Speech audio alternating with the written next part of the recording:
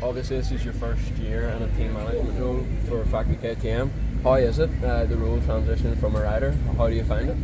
Yeah, it's not an easy transition, of course, because when you're a rider, you think only about yourself and what's best for you. And now you need to think about a lot of people in the team, a lot of new mechanics, also a lot of new technicians, new riders, young ones, and also Jeffrey, which they require a lot of effort because everybody's is riding in your own, and so many people are going around. It's tough. It's not easy, but it's interesting. And obviously with Jeffrey, he's pretty experienced, so you probably don't really need to tell him what to do, but with the young guys, they have still got a lot to learn. Do you feel you're in a good position, you're able to help them improve? Yeah, of course. Jeffrey, we don't have nothing to learn him. Of course, we try to help him if he needs something, but most of the time, he knows what to do, and unfortunately, he got the injury, but this is not part.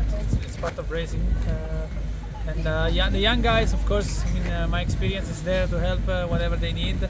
And but I have to say they are young, but they already have quite professional, and they know really what to do and what how to act.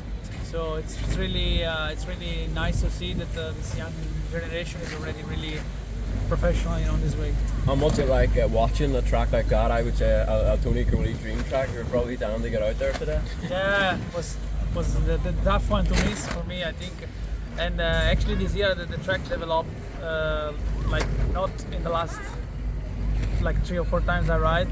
Was really looking like 10, 12 years ago when the track gets really, really bumpy and rough and technical.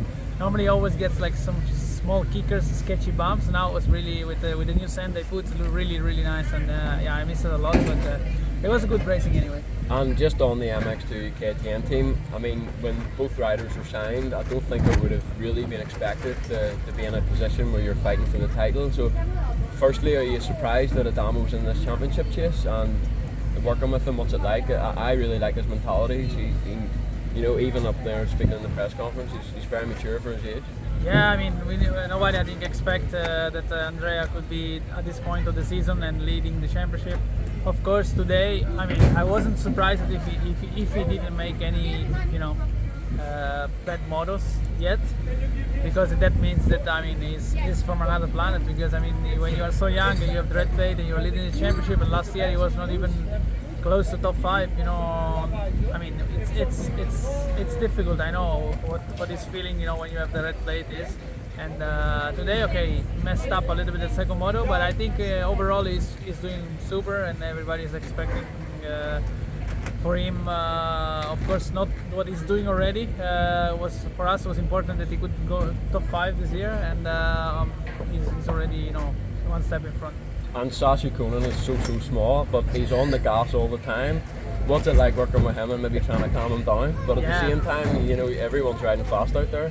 Yeah, Sasha is a big talent, of course, but he needs to a bit grow, and have to have a little bit more power for this, these bikes. It gets so powerful, and they are so, so difficult to ride, because they are so powerful. And he's just too young, and still needs to develop his muscles. And when he will get a little the step, I think he will be easily out up front. Yeah. And I'm not really sure how closely you work with Liam, because obviously he's got Stefan, but last year was his rookie year, but he obviously picked up an injury, so people forget that. So it's pretty much his first season not being injured, so he's making good progress as well. Yeah, for Liam it's very difficult because he has a lot of pressure from everybody, of course, with his name. I can understand that.